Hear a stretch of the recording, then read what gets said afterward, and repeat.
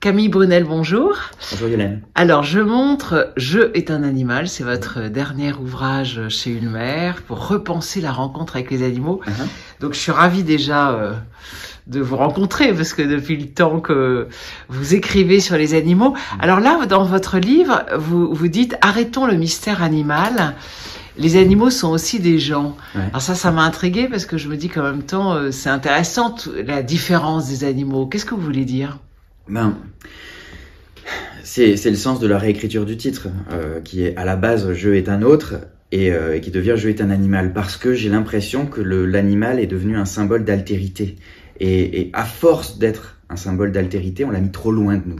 Les animaux, nous on est des animaux, les animaux sont nous, ils devraient être extrêmement proches dans notre imaginaire, beaucoup plus que si on s'imagine qu'il y a une frontière d'incompréhension entre eux et nous. Tout ce que je lis, toutes les études, et j'en lis beaucoup sur la cognition animale, arrivent finalement à des similitudes profondes. Et les différences que je vois, en fait, c'est des différences de perception. Effectivement, il y a des différences d'Umwelt, il y a des façons de percevoir le monde qui sont différentes. La façon dont un poulpe perçoit le monde n'est pas celle dont je perçois le monde, ou une abeille. Mais au fond, dans ce qui se passe, électriquement, chimiquement, dans ce qu'on appelle en fait la conscience, il n'y a pas 36 choses qui peuvent se passer différentes en fait. Il y a, est-ce que je suis bien ou pas ? Et ça, c'est fondamentalement... c'est ce qu'il y a de fondamentalement animal en nous, mais c'est aussi ce qu'il y a de fondamentalement humain dans les animaux, quoi. Et donc, on en a fait des symboles du mystère. Et faisant ceci, c'est précieux le mystère, c'est beau, c'est séduisant, ça fait écrire, c'est poétique le mystère. Mais c'est pas rendre justice à ce qu'ils sont vraiment. Je vis avec une chatte et une lapine, c'est des animaux, hein. Elles sont pas mystérieuses. Je les comprends, mais comme si je les avais faites. Et j'ai eu suffisamment l'occasion de vérifier cette compréhension, quoi. Et je pense qu'une fois qu'on a une vision un peu humble de ce que c'est que l'expérience de la vie, quoi, c'est quelque chose de très simple d'être vivant. C'est tout bête, c'est pas nous humains, on a mis des tonnes et des tonnes de couches de concepts et de philosophie sur ce que c'est que la vie, mais au fond, chimiquement, électriquement, comme je disais tout à l'heure, voilà. Donc j'aime bien l'idée de tout en respectant l'altérité et en reconnaissant qu'il est extrêmement précieux d'utiliser les animaux comme des symboles pour éduquer au respect à l'altérité, dire aussi, mais oublions pas l'identité aussi, oublions pas qu'ils sont pareils. Et comme il y a eu des tonnes et des tonnes de bouquins sur le respect de l'altérité, moi je me suis dit je vais faire un bouquin sur le respect de l'identité, le respect de ce qu'il y a de pareil chez eux. Voilà. D'accord. Alors vous disiez que par exemple votre chatte et votre lapine, vous les comprenez très bien, mais tout le monde les comprend pas forcément, les animaux. Est-ce qu'il n'y a pas beaucoup de souffrance qui vient de là, beaucoup d'incompréhension ? Et là aussi dans votre livre, vous dites que vous vous méfiez un petit peu des expériences pour traduire le langage. C'est vrai que c'est un grand fantasme aujourd'hui. Est-ce que ça serait pas aussi une solution pour mieux comprendre et donc mieux respecter les autres ? Je pense qu'il faut faire simple, effectivement. Le mystère animal, c'est avant tout une fabrication de l'imagination humaine. C'est un concept humain, le mystère animal. C'est pas une réalité. Quand on cherche à traduire le langage des baleines, par exemple, ce que fait Tom Mustill avec son livre Comment parler baleines, il plaque dans la tête des baleines une idée du langage humain, en voulant traduire en langage humain quelque chose qui aurait besoin d'être traduit. Il y a un passage dans le livre de Tom Mustill que je suis pas très fan de ce livre-là, où il dit qu'en gros, tant qu'on n'aura pas identifié le mot en langage cétacéen qui veut dire maman ou qui veut dire j'ai mal, on sera obligé de se demander s'ils ressentent vraiment. Et c'est une façon de... Alors, c'est très joli, ça fait mystérieux, je suis face à un mystère et je m'émerveille. Génial. Moi, je crois qu'on peut s'émerveiller devant quelque chose de compréhensible et dire, il n'y a pas besoin de mots pour penser maman, il n'y a pas besoin de mots pour penser douleur.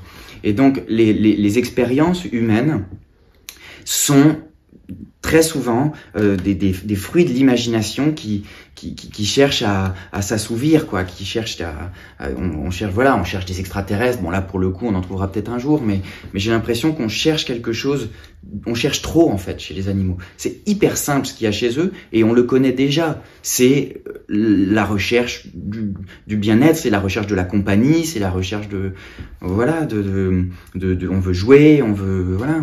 Et de la survie. Et de la survie. Évidemment, la survie, oui. Alors justement, vous donnez un exemple formidable dans votre livre sur quelqu'un qui comprend tout, qui n'a pas besoin d'être traduit, d'avoir une traduction. C'est un retraité avec une chienne et un goéland. Cette histoire est hallucinante. Vous pouvez nous la raconter? Alors, j'étais en train d'écrire Je est un animal au mois d'avril dernier. Donc j'étais dans une phase d'écriture assez intense où je prenais tout ce qui me passait sous la main. Et ce qui me passait sous la main dans la journée, c'était dans le livre le soir. J'écrivais tous les soirs. Je faisais des sessions de 5 ou 6 heures d'écriture et je suis à un moment du livre où chaque jour j'étais en panique et je vais à la médiathèque de Brest et donc ça implique quand on prend pas le téléphérique de faire un petit détour par un parc et en rentrant de la médiathèque je tombe sur un mec un goéland dans la main, debout dans sa main. Donc je dis à ma copine Elsa, attends ça on vient voir, ça c'est dans le livre ce soir et on fait connaissance. L'homme s'appelle Alain, le goéland s'appelle Arek, voilà, et il m'emmène chez lui très vite pour me présenter à sa chienne Ambre, qui selon les dires d'Alain, a apprivoisé le goéland. C'est-à-dire que c'est la chienne qui a servi d'intercesseuse entre le goéland et l'humain, et maintenant ils vivent tous les trois. Mais parce qu'évidemment on voit ça, on se dit attends il est où le truc? Il lui a clippé les ailes, il le laisse pas sortir et j'étais devant un exemple absolument somptueux d'agentivité animale, de choix des animaux, qui est une notion hyper précieuse aussi dans ce que c'est qu'une personne. La personne choisit ce qu'elle préfère, et c'est ce qui la fait différencier des autres, et c'est ce qui nous permet d'avoir une relation d'individu à individu avec les animaux, et plus seulement de penser les animaux comme des espèces. Et donc là, je vois le goéland qui, à Brest, est plutôt vu comme un truc un peu bruyant qui vient nous prendre du pain ou vider les poubelles, et même s'ils sont assez civilisés, les goélands de Brest, par opposition aux goélands des plages d'Angleterre où j'ai pu aller. Bref, je tombe sur un individu dans toute sa splendeur. Et donc j'ai choisi d'en parler le soir comme ça. Et ce que j'aime bien avec cette histoire, c'est que cette personne alors la chienne Ambre est morte pendant Noël. Elle était vraiment très très vieille. Mais encore une fois, si elle vivait aussi vieille, c'est parce que cet homme avait une relation avec elle d'individu à individu. Il disait pas c'est un chien, elle est malade, je la pique. Il l'a vraiment maintenue en vie autant que possible parce que cette chienne était manifestement heureuse, appréciée manifestement. Il n'y a pas besoin d'être scientifique pour voir le bien-être d'un animal. Que le goéland soit avec elle. Il m'a montré des photos du goéland avec elle dans le panier. Ils choisissent d'être ensemble, quoi. Sinon, la chienne, elle se lève, elle se bat.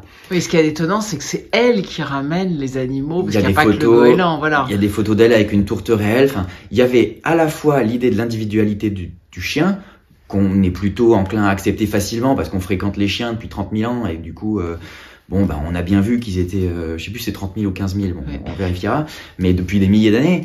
Et les goélands ont un peu moins. Et donc là, on voyait que à égalité, chez le goéland comme chez la chienne, on avait des choix individuels qui avaient été effectués. Et c'est ça qui m'intéressait, c'est que c'était pas un scientifique. C'est pas un spécialiste du bien-être animal. C'est juste quelqu'un qui s'est dit, il est même pas végétarien, hein. C'est juste quelqu'un qui s'est dit, je vais considérer ces animaux comme des gens, comme des personnes, et faisant ceci, il a eu en retour des comportements qui étaient cohérents avec cette façon de les envisager. Et c'est là que je me méfie un petit peu des expériences en laboratoire qui considèrent les animaux comme des spécimens, comme des individus qui devraient être... Enfin, non, justement, comme des spécimens, c'est pas des individus, comme des êtres qui seraient forcément représentatifs de toute leur espèce et à qui on demanderait dans un certain contexte, d'avoir le comportement qui sera celui de toute l'espèce. J'y crois pas une seconde. Pour moi, la science, évidemment, les expériences en laboratoire ont permis de faire des avancées sur le sommeil des rats, ce genre de choses, avec des électrodes, des expériences extrêmement vulnérantes sur les chats qui ont révélé qu'ils savaient rêver aussi, alors qu'il suffit de regarder un chat couché sur le canapé pour voir qu'il rêve. Mais bon, fallait vérifier à l'intérieur.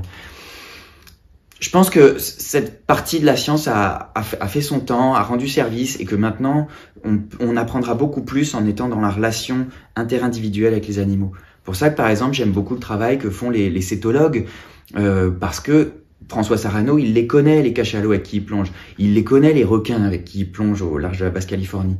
Très souvent, les gens qui étudient les orques ou les baleines connaissent individu par individu quelles sont les baleines.